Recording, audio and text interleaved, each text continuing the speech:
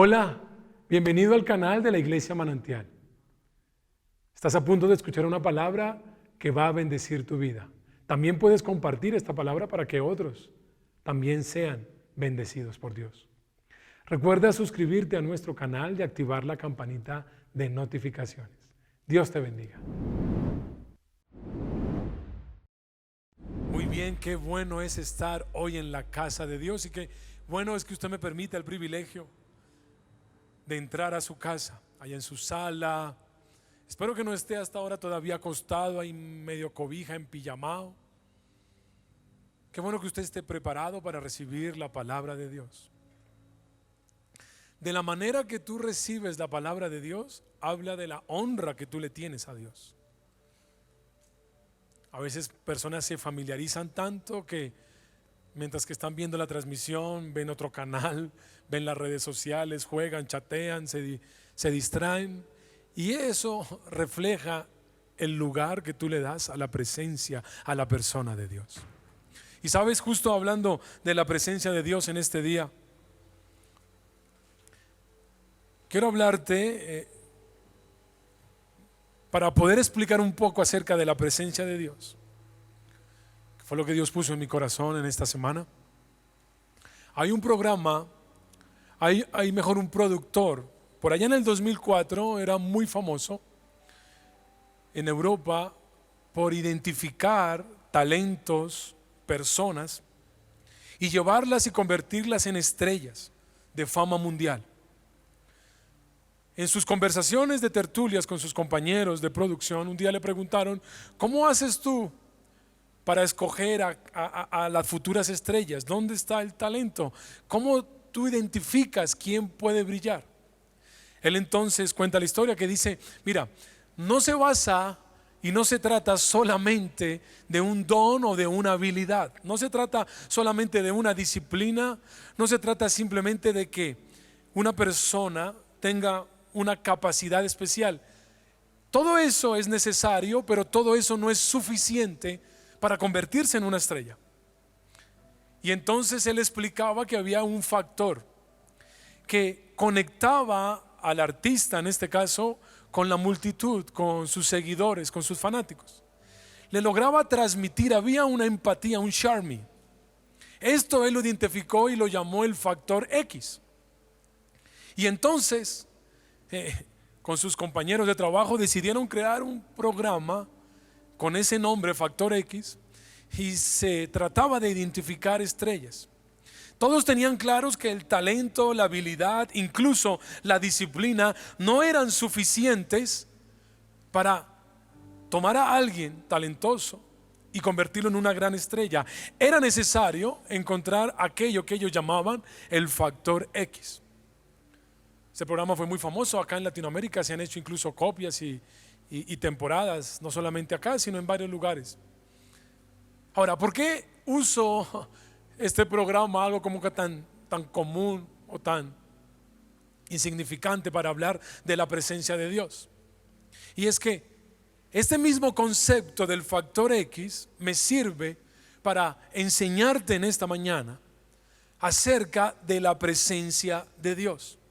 En la Escritura, en la Biblia, vemos que no es suficiente, es necesario, pero no basta solamente con un buen don, con buenas habilidades, incluso con disciplinas, con un carácter limpio o correcto. Nada de eso es suficiente para alcanzar, para conquistar, para poseer, para avanzar, para trascender en los propósitos de Dios. Todos ellos, lo que acabo de mencionar, virtudes, talentos, dones, capacidades, disciplinas, todos ellos son necesarios, pero no son suficientes. Déjamelo explicártelo con un ejemplo. Nos cuenta la historia de un joven hebreo que fue vendido como esclavo a Egipto. Dice la Escritura: y se distinguía aquel joven llamado José por su diligencia como trabajador. Era un excelente trabajador, era un excelente empleado, como esclavo de los mejores, diligente, responsable, esforzado. Además, Era un hombre con belleza, atractivo. Dice también la escritura que era un hombre con un carácter limpio, temeroso de Dios, con pureza, aún difícil de encontrar en aquellos tiempos, pureza sexual, guardaba José. Era un buen compañero, era un hombre amistoso, amigable, tenía muchas virtudes. Ahora, estoy seguro que en aquellos tiempos en Egipto, José, el esclavo, no era el único con esas virtudes. Seguramente habían más esclavos diligentes, habían más esclavos trabajadores, habían más esclavos honestos. Sin embargo, dice que José fue el único que pudo llegar y salir de la esclavitud y ocupar un lugar en el trono. Y quiero que veas esto. Todas aquellas virtudes, talentos, dones, capacidades, diligencia, responsabilidad, disciplina que tenía José, le permitieron llegar hasta la puerta del palacio. Todas aquellas cosas que hacía José fueron usadas por Dios para llevarlo hasta la puerta del palacio. Pero ninguno de esos elementos, ninguno de esos ingredientes abrió la puerta del palacio. Génesis 41, versículo 38, nos muestra el momento clave donde Faraón decide promocionar a José y llevarlo y abrirle las puertas del palacio.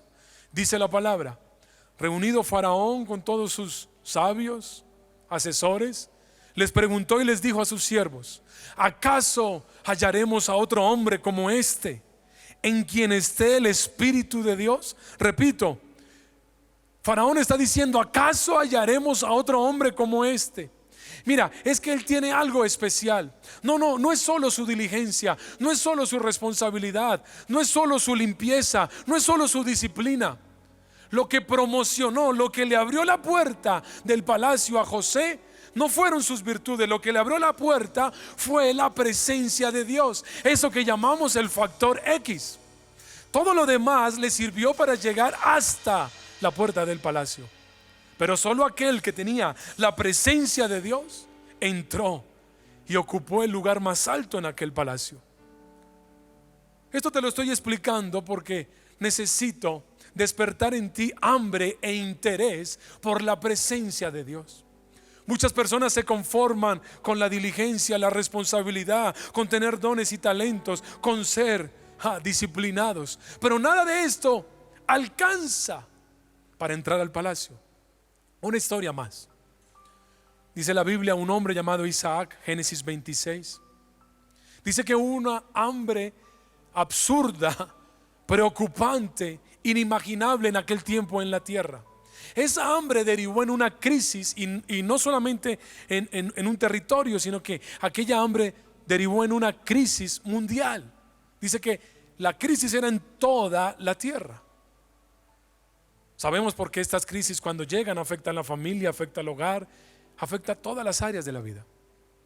Aquel hombre, Isaac, frente a esta crisis decidió migrar, irse a una nación donde pudiese tener algo de reposo, de consuelo, de sustento. En ese instante Dios le habló y le dijo a Isaac: no desciendas de tierra de Gerar, no te vayas para Egipto, permanece en esta tierra.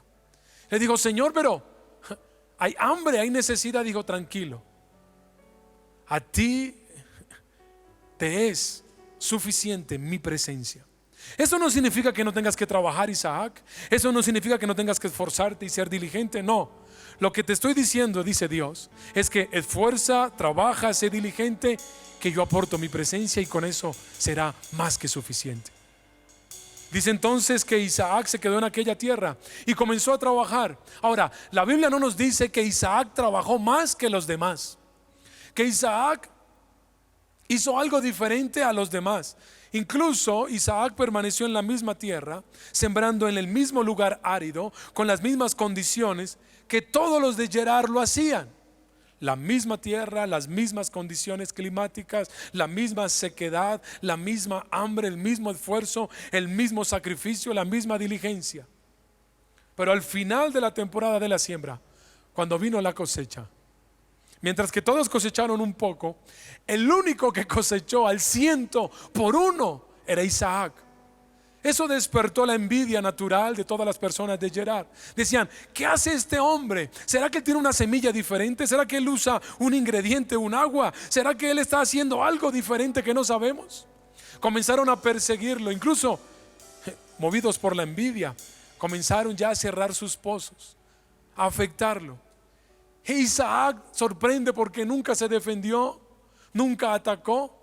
Él tenía claro que no era la semilla, no era el trabajo, no era la disciplina. Todo ello era necesario, pero el factor X, la clave, estaba en la presencia de Dios. Sus enemigos, pecadores astutos, digo yo, en algún momento se acercaron a Isaac. Génesis 26, 27. Mira lo que le dicen. Ellos van y le buscan y va el militar, va el rey de Gerar, va todo el pueblo. Isaac les pregunta, ¿por qué venís a mí?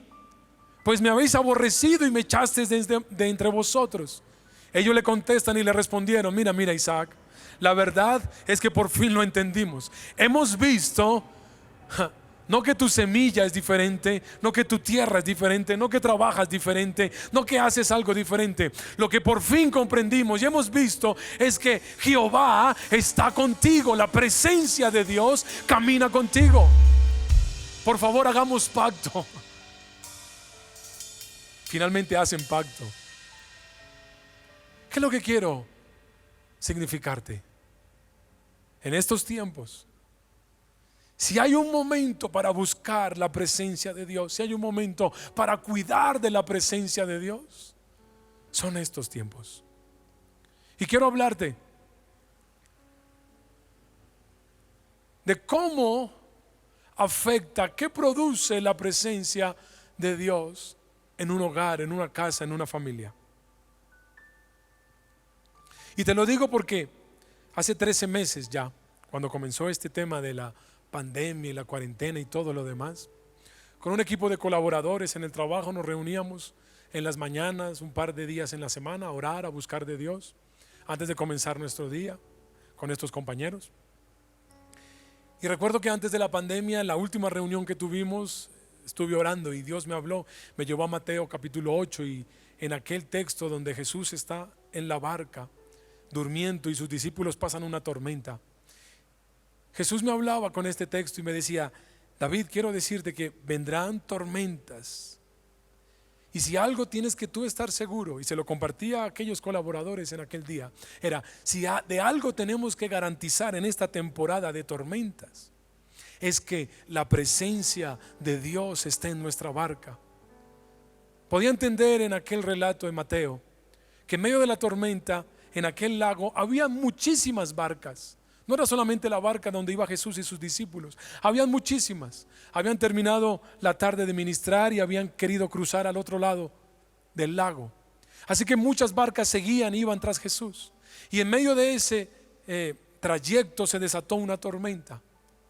Y la única barca que estaba totalmente segura y confiada, a pesar de que tenían temor, que se desesperaron y hay una cantidad de lecciones, pero la única barca que sabemos que nunca se iba a hundir, que estaba totalmente segura de que iba a llegar al otro lado, era la barca en donde Jesús estaba, donde la presencia de Dios estaba. Y entonces les decía yo en aquella oportunidad, esto era lo que el Señor me ha dicho, y si en esta temporada algo tenemos que cuidar, es que la presencia de Dios no se vaya de nuestras casas, es que la presencia de Dios no se vaya de nuestro hogar, es que la presencia de Dios camine con nosotros. Me pareció un mensaje sencillo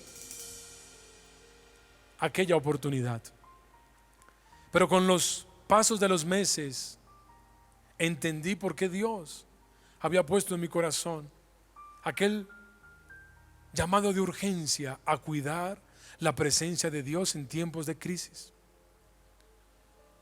Fueron pasando las semanas y los meses y comencé a escuchar historias, anécdotas, personas que se acercaban de ese mismo grupo de colaboradores y fuera de ellos, a decirme cómo la crisis había llegado a su vida, cómo el divorcio les había golpeado, cómo aquel hombre había abandonado a una mujer que recién tenía sus hijos, que semanas antes estaba acá con nosotros en la iglesia celebrando y adorando a Dios, pero de repente se fue. Cómo los negocios se vinieron a pique, cómo la infidelidad tocó el hogar, cómo la tragedia, cómo el pecado, cómo la ruina destruyó esa familia. Y cuando atendía a estas personas y escuchaba, siempre llegaba la misma pregunta. Le dije: ¿dónde crees que se originó todo? ¿Qué crees que fue lo que falló? ¿Qué crees que fue la puerta de entrada? Y todos, sin lugar a dudas, llegaban al mismo punto: descuidamos la presencia de Dios en nuestra casa. Nos familiarizamos tanto, descuidamos, nos acostumbramos, dejamos de orar, dejamos de buscar, hacer el altar en familia. El hombre de la casa dejó de pasar tiempo en la palabra. Dejaron de pasar tiempo, dejaron de valorar, de buscar, de pasar tiempo con la presencia de Dios. Y claro, cuando la presencia de Dios se va de un lugar, hay fisuras, hay grietas que antes quizás estaban, pero la presencia de Dios protegía, pero ahora ya no hay quien proteja. Y por esas grietas y esas fisuras comienzan a entrar, comienzan a despertarse aquello que finalmente será un gran vendaval, una gran borrasca, y no habrá entonces cómo permanecer a través de la tormenta. Yo quiero en esta hora sacudirte de alguna manera. Por favor, no descuides la presencia de Dios en tu casa. Sé que hay muchos que durante este tiempo ha venido quizás desánimo o pereza, ha venido familiaridad, ha venido costumbre. Te lo decía hace un rato, muchos de ustedes están viendo esta transmisión y en el otro, en el celular y en el televisor están viendo quizás un deporte, una novela, una serie, y te familiarizas. Estás acostado y mientras comes como que cambias y miras las redes sociales y te distraes y te familiarizas con la palabra, te familiarizas con la presencia, te relajas. Hoy hago un llamado a tu corazón y digo: ojo, si algo tienes que cuidar en tiempos de tormenta, es que la presencia de Dios esté en tu barca. Y muchos quizás que abrieron la puerta y la presencia de Dios se fue, hoy es una buena mañana para que recapacites. Mira, hay una historia interesante, muy famosa. Acompáñame al segundo libro de Samuel, capítulo 6 del 10. Vamos a leer del versículo 10 al 11 en la Nueva Versión Internacional. Segundo libro de Samuel, capítulo 6. Este libro, este texto nos narra cuando David, después de muchas penurias y sacrificios, llega al trono. Conquista, está en Judá. Recuerda que primero es por 7 años rey de Judá. Conquista Jebús, le cambia el nombre por Jerusalén y le llama la ciudad de David. A los 7 años ya todo Israel lo corona como rey de Israel, y entonces decide llevar el arca de Dios a la ciudad de Jerusalén. El arca de Dios era el símbolo de la presencia de Dios en el pueblo. Dice que el arca no estaba en medio del tabernáculo, no estaba con los sacerdotes. Así que David decide tomar el arca, el símbolo de la presencia, lo que significaba la presencia de Dios, y llevarla al tabernáculo, a Jerusalén. Toma entonces un carruaje, un carro, unos animales, y mientras van transportando el arca camino a Jerusalén, dice que trastrabilló uno de los animales y pareció que el arca tropezaba y se caía. Uno de los levitas era una de las tribus. Recuerde que Israel eran 12 familias que se convirtieron en tribus, y una de estas tribus, los levitas, fueron designados para cuidar el arca, para servir a Dios en el sacerdocio, los levitas. Y uno de los levitas que iba precisamente, Usa, cuidando el arca, El arca había estado en su casa por muchísimos años. Estaba tan familiarizado con el arca, con la presencia de Dios, que cuando trastabilló le pareció muy normal como que sostener aquella caja. El arca era como una caja de madera, de acacia. Dice que estaba recubierta por dentro y por fuera de oro. Tenía unos anillos y unos anillos para sostener unas varillas donde se sostenía el arca. Debía ser llevada por los levitas al hombro. Y él entonces le pareció muy normal y muy común lanzar su mano y sostener el arca. Dice que de manera fulminante él cayó y murió. En ese instante David entonces, asustado y temeroso, dice: yo no puedo llevar el arca así. El arca de la presencia, Dios está furioso, está ofendido. ¿Cómo voy a llevar yo el arca de la presencia de Dios misma a Jerusalén? ¿Quién sabe qué calamidad, qué atrocidad pueda ocurrir? Y entonces dice el versículo 10: y como ya no quería llevarse el arca del Señor a la ciudad de David, ordenó que la trasladaran a la casa de Obed-Edom, oriundo de Gad. Fue así como el arca del Señor permaneció 3 meses en la casa de Obed-Edom de Gad, y el Señor lo bendijo a él y toda su familia. La primera pregunta que uno hace al leer este texto es: ¿quién era Obed-Edom? Hay una interesantísima discusión, porque algunas personas han dicho que Obed-Edom, al ser de Gad, era un filisteo. Aparte que su nombre, Obed, siervo, Edom, edomita, siervo de Edom o siervo edomita. Edomita era un pueblo pagano. Algunos han dicho que este Obed-Edom era un filisteo pagano del pueblo edomita que vivía en Gad. Gad era el territorio donde usted y yo conocemos la historia de Goliat, tierra de filisteos. Otros, por el contrario, en la escritura dicen que no, que era un levita. Gad se convirtió con el tiempo en una ciudad de levitas, de refugio de levitas, y allí vivía. Así que hay una discusión interesante si Obed-Edom era levita o era filisteo. Lo que yo quiero significar es que Obed-Edom no era el plan original donde la presencia de Dios tenía que llegar. Obed-Edom no era la primera opción. La presencia de Dios, el arca de Dios, que significaba la presencia de Dios, llegó a casa de Obed-Edom por descarte. Llegó a casa de Obed-Edom de casualidad. No era el lugar ideal, no era lo que estaba programado o diseñado. Simplemente llegó. Yo me imagino que cuando estaban transportando el arca y muere Usa, nadie quería llevar el arca a su casa, ni David ni nadie de los que estaban con él. Y preguntaron: ¿y ahora qué hacemos? ¿A dónde la llevamos? Y todo el mundo dijo: no, a mi casa no, menos a la mía. Y a alguien se le ocurrió y dijo: ¿y si la llevamos a donde Obed-Edom? Como que si se pierde mucho, pues como que no se pierde tanto. Obed-Edom como que no tuvo mucha opción y la recibió. Y dice la escritura que contrario a lo que todos pensaban, que en casa de Obed-Edom se iba a despertar una tragedia, iba a haber una locura. Dice el versículo 11: el arca del Señor permaneció 3 meses en la casa de Obed-Edom, y el Señor lo bendijo a él y a toda su familia. Cuando a David le contaron lo que estaba sucediendo en la casa de Obed-Edom, el geteo, no lo podía creer. Dijo: ¿en serio? ¿En serio me están diciendo que Dios bendijo a Obed-Edom?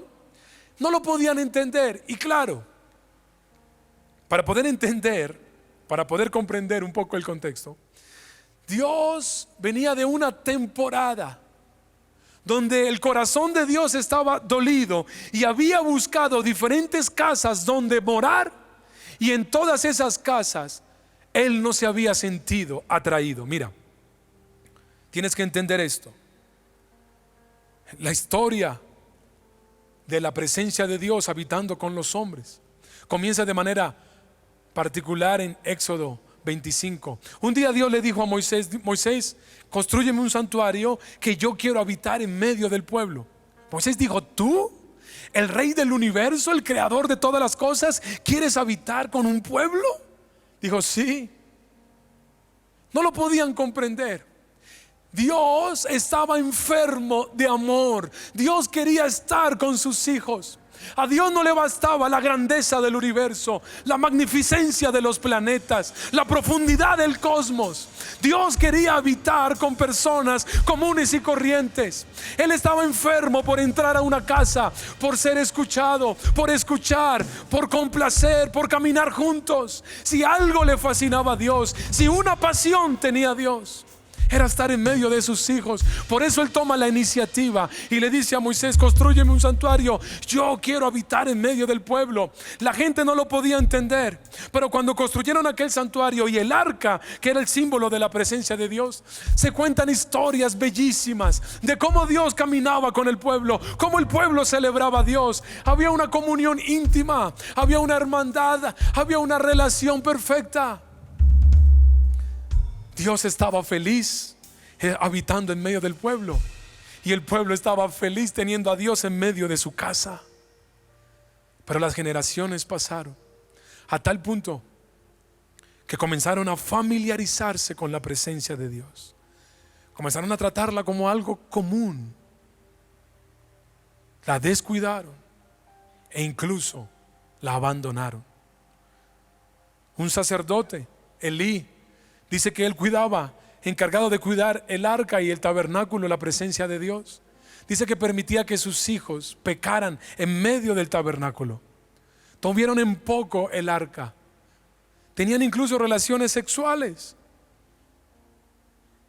Adulteraban. No les importaba el altar, no lo cuidaban, se familiarizaron a tal punto que Dios entonces se asqueó. Dice que en aquellos tiempos hubo una guerra. Y entonces fueron a luchar y el pueblo de Israel perdió contra los filisteos. 3,000 hombres murieron. Y a alguien le pareció muy sencillo decir: ¿y qué tal si llevamos el arca? ¿Recuerdan todas aquellas historias maravillosas donde se hacían tantas y tantas conquistas a causa de que la presencia de Dios estaba en medio del pueblo? ¿Qué tal si la llevamos una vez más? Y les pareció sencillo llevarla, como si fuera un amuleto. Y el arca entonces, en aquella guerra, no guardó silencio, el pueblo perdió la batalla. 30,000 hombres murieron en aquella oportunidad. Y dice que el arca, mal dicho digo yo, el arca fue raptada y secuestrada y llevada a tierra de los filisteos. ¿Y por qué digo que mal dicho? Porque no me cabe en mi cabeza realmente que alguien pueda secuestrar la presencia de Dios. ¿De verdad alguien puede tomar a Dios y llevarlo a la fuerza a donde no quiere ir? Yo entiendo más bien que Dios ya no quería estar en Israel. Dios ya no quería estar en Silo. Dios ya no quería estar con Elí. Dios ya no quería estar en ese lugar y se fue. Llegó a casa de los filisteos. Ellos, cuando la recibieron, la celebraron, pero la metieron en uno de sus santuarios, en uno de sus templos, y tomaron a Dios como uno más de sus falsos dioses. Sabemos que Dios era el Dios verdadero y los que ellos tenían eran falsos dioses, pero pensaron que Dios era uno más y lo arrejuntaron con sus falsos dioses y llenaron al arca, la presencia de Dios, de idolatría. Dios tampoco quería estar en ese lugar, así que enfermó, envió unas plagas, unos tumores, hasta que los mismos filisteos clamaron y pidieron que la presencia de Dios se fuera en medio de ellos. Fue así como más adelante llega a casa de Bepsemes. Dice que enviaron el arca en unos animales. Nadie guiaba a los animales y el arca llegó a Bepsemes. Y en Bepsemes buscó una casa de un hombre llamado Josué. Nota que en toda la historia el arca siempre está buscando una casa donde habitar. Llega a casa de Josué. Ellos celebran el arca una vez más en Israel, pero se familiarizan tanto días después con el arca, le pierden tanto el respeto y la devoción que abren un día su tapa para chismear qué había en aquella caja. La tapa, el propiciatorio, lo destapan y dicen que murieron. Hubo una gran mortandad en el pueblo. Asustados dijeron: no, el arca no se puede quedar acá, y la enviaron a casa de Abinadab en Kiriat Jearim. Llegó el arca y a otra casa, y este hombre, en vez de cuidarla, celebrarla, dijo: mire, esto está tan complicado, yo mejor la guardo por allá atrás. Dice que el arca permaneció muchos años. Permaneció todo el tiempo del reinado de Saúl, que fueron 40 años, los 7 años que estuvo David, 20 años atrás que estuvo Samuel. Casi 70 años estuvo el arca en aquella casa y nada pasó. Y de repente llega a la casa de Obed-Edom y en 3 meses todo cambia. Por eso la gente no podía entender cómo durante 70 años en diferentes casas nada había sucedido, pero de pronto llega a la casa de Obed-Edom y todo cambia. Lo que ellos no entendían es que durante todos estos tiempos en la presencia de Dios estuvo buscando una casa donde habitar, donde entrar, donde ser celebrado, donde poder compartir. Y es lo mismo que hoy Dios está buscando. Durante 60 años yo pregunté y le dije: Señor, ¿no era mejor que el arca desapareciera? ¿No era mejor que el arca como que se perdiera en la historia y nunca más se supiera de ella? Y Dios me contestó y me dijo: no lo entiendes, estoy enfermo de amor. Si algo me apasiona es entrar a tu casa, si algo estoy buscando es estar contigo. Y llama la atención porque en todas las diferentes casas donde primero estuvo y no se sintió cómoda la presencia de Dios, eran casas elegantes, eran grandes palacios, eran casas reverenciales, eran lugares ideales a la vista del hombre. Sin embargo, Dios buscó la casa menos perfecta, pero que estuviera más dispuesta. Esa es una tendencia de Dios. Hoy Dios te está diciendo: quiero habitar en tu casa, quiero permanecer en tu casa. Si tú no recuerdas la historia de Jesús, si algo le criticaron a Jesús en sus tiempos, era que continuamente entraba a la casa, y no a las casas ideales, no a las casas perfectas, no a las casas de los hombres honorables. Continuamente entraba a la casa de pecadores, de prostitutas, de publicanos, de recaudadores de impuestos, de corruptos. Y decían: ¿cómo Jesús puede entrar a esas casas? Él no estaba buscando un lugar perfecto, Él simplemente estaba buscando un lugar donde estuvieran dispuestos. Dios ha estado y estará enfermo de amor y está buscando una casa donde habitar. No le cierres hoy las puertas de tu casa, no lo saques corriendo a escobazos, huyendo de tu casa. En una oportunidad, lo lógico era que Jesús llegara a Jerusalén. Estaba el templo, estaban los sacerdotes, la clase levítica, los maestros de la ley. Pero a él no le gustaba ir a ese lugar lleno de hipocresía y de falsedad. Prefería estar en Betania, en casa de Marta y María y Lázaro. Con ellos comía, con ellos se gozaba, con ellos había naturalidad. Sí, los corregía, sí, también les disciplinaba y muchas veces le llamaba la atención. Pero ellos le atendían. Le encantaba permanecer en aquella casa. ¿Y por qué te estoy diciendo esto? Porque quizás haya alguien que diga: no creo que Dios mismo, que la presencia de Dios pueda entrar a mi casa. Mi casa es imperfecta, mi casa está llena de errores. Es más, un día sin darme cuenta eché a Dios de mi casa. No, Obed-Edom no era la primera opción. Sin embargo, dice que aunque no era la casa perfecta, Él dispuso su corazón. Si tan solo tú hoy dispones tu corazón, si tan solo tú abres hoy tu corazón y le dices: Señor, ven, entra a mi casa. Señor, habita en medio de mi hogar. Duele ver cómo muchos ponen la Biblia, encima de la Biblia ponen un vaso de café, ponen el control del televisor, las llaves, la billetera. Es algo más, se convirtió en algo común. Pones la oración como un murmullo.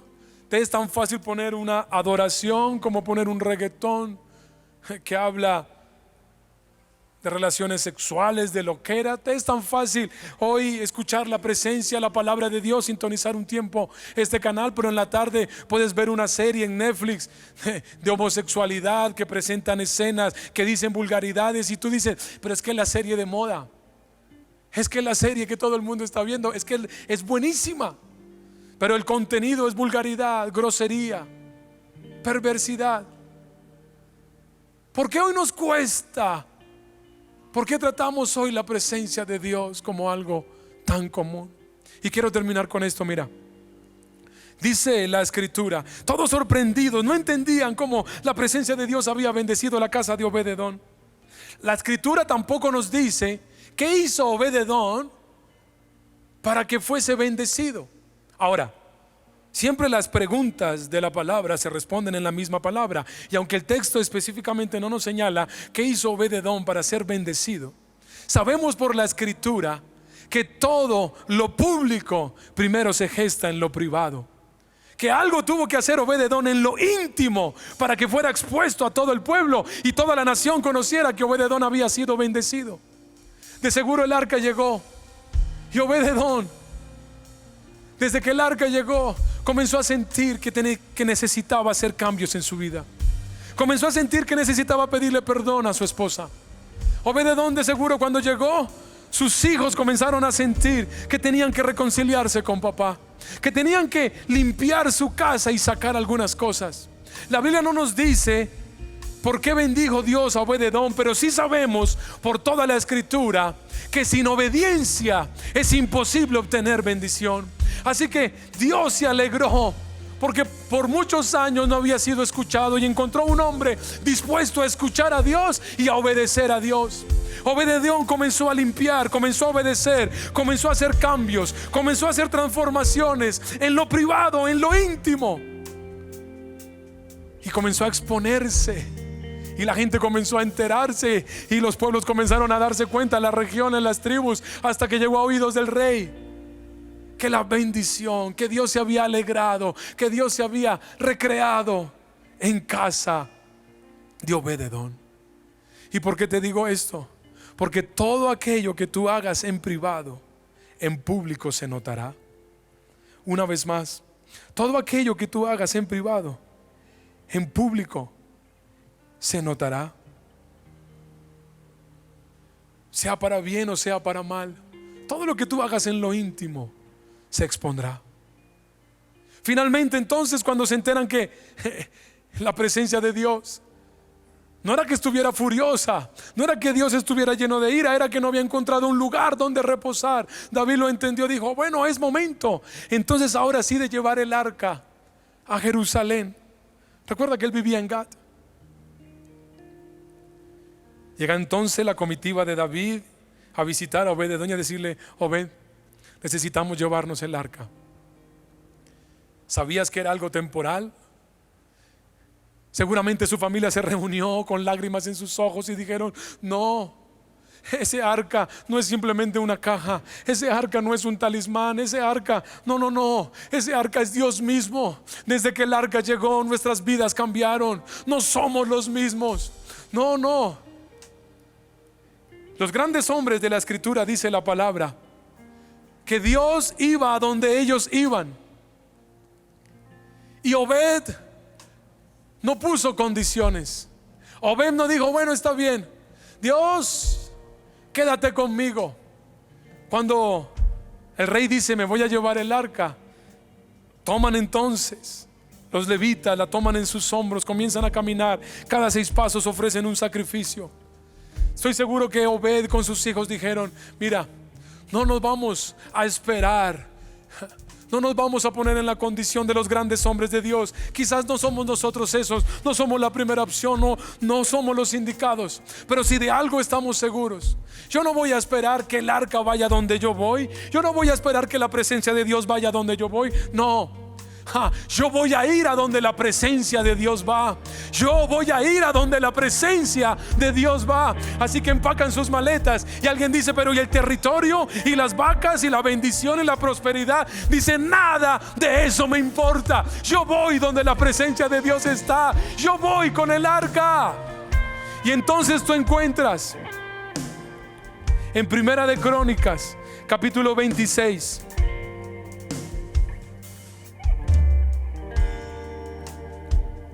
versículo 15, que aquel hombre, levita o no levita, filisteo o no filisteo, de lo que sí estamos seguros es que no vivía en Jerusalén.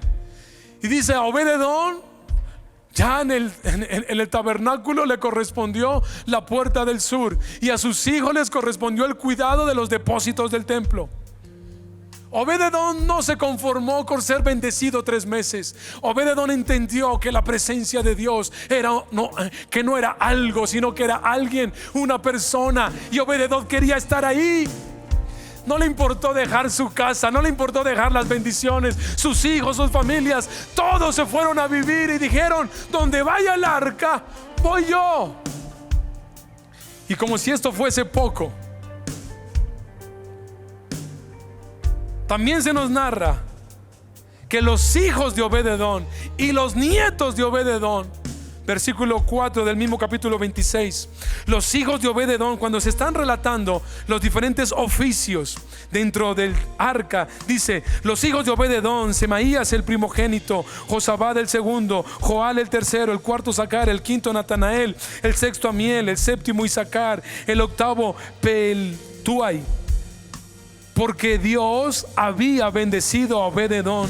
También de Semías, su hijo, el primogénito, dice: le nacieron hijos que fueron señores sobre la casa de sus padres, porque eran hombres valerosos y esforzados. Versículo 8: todos estos de los hijos de Obed-edom, ellos con sus hijos y sus hermanos, hombres robustos y fuertes para el servicio. 72 de la casa de Obed-edom. Esto contrasta. La presencia de Dios estuvo en casa de Elí y los hijos de Elí murieron. La presencia de Dios estuvo en casa de Abinadab y Usa, el que intentó sostener el arca, murió. Pero de manera sobrenatural, la presencia de Dios estuvo en casa de Obed-edom y no mató a sus hijos. Por el contrario, aquel que celebró la presencia, aquel que honró la presencia, aquel que en lo íntimo hizo cambios, aquel que obedeció, aquel que persiguió la presencia de Dios alcanzó su vida, alcanzó a sus hijos y alcanzó a sus nietos. Alguien, alguna madre, algún padre está diciendo: Señor, transforma, cambia mi casa, cambia, limpia. ¿Sabes cuál es el factor X? Has intentado disciplina, has intentado formación, has intentado terapia, has intentado remedios, una y otra cosa. ¿Sabes cuál es la clave? ¿Sabes cuál es el factor X que necesitan tus generaciones? La presencia de Dios. Un hombre, una mujer que se levanten como porteros a obedecer. Un hombre, una mujer que atiendan la enfermedad divina y santa de Dios por habitar en medio de su pueblo. Si no fuese porque muchos años atrás mi padre decidió amar la presencia de Dios, mis hijos, mi vida como hijo y mis hijos, los nietos, no estarían hoy buscando la presencia de Dios. Esta mañana cuando venía para la iglesia, mi hijo, mientras estaba orando en mi cuarto, mi hijo se me acercó: ¿para dónde vas, papá? Para la iglesia. Me dijo: yo quiero ir.